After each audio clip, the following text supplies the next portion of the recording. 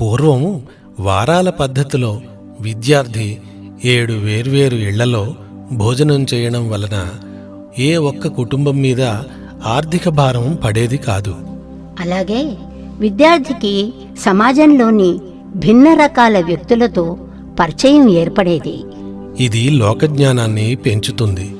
ఇంకొక విషయం, పుస్తకాలలో లేని ఎన్నో విషయాలు నేర్చుకునేవారు. మొదటిది సర్దుకుపోయే తత్వం అలవడుతుంది.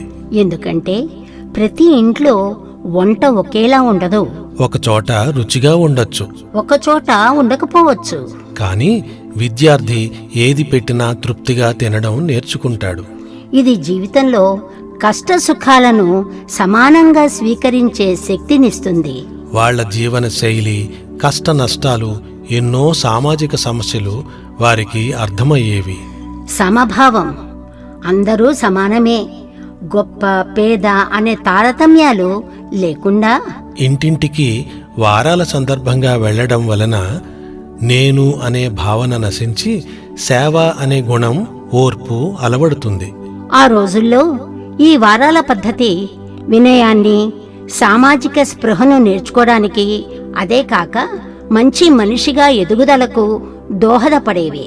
ఇక మధుకరం అనే పద్ధతి లేదా సాంప్రదాయం విద్యార్థిని శారీరకంగా, మానసికంగా సిద్ధం చేసే ఒక సమగ్రమైన శిక్షణా మార్గం.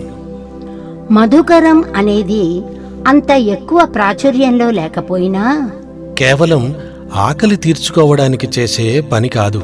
అది ఒక ఆధ్యాత్మిక సాధన. విద్యార్థి ప్రతి ఇంటికి వెళ్ళినా గృహస్థులకు భారం కాకుండా కొద్ది కొద్దిగా సేకరించాలి. అహంకారం తొలగిపోవడమే కాకుండా సమాన భావం ఏర్పడుతుంది. కొన్ని నియమాలు కూడా ఈ విధమైన సంప్రదాయంలో ఉండేవి. ప్రతి ఒక్కరూ భవతి భిక్షాం దేహి అని ప్రార్థించేవారు. దీనివల్ల మాటల్లో మార్దవం, ప్రవర్తనలో వినయం అలవడేవి. సేకరించిన భిక్ష గురువుగారికి చూపించి ఉన్నదాన్ని అందరూ పంచుకోవడం, ఆహారం శుద్ధి, తరువాత తన ఆకలికి సరిపడా మాత్రమే తీసుకొని మిగతాది ఇతరులకు పంచాలి. తద్వారా స్వార్థచింత అరికట్టబడుతుంది. ఇవన్నీ విద్యార్థులకు సామాజికంగా బాధ్యతాయుతమైన పౌరులుగా తీర్చిదిద్దే సంపూర్ణ విద్యా ప్రక్రియలు.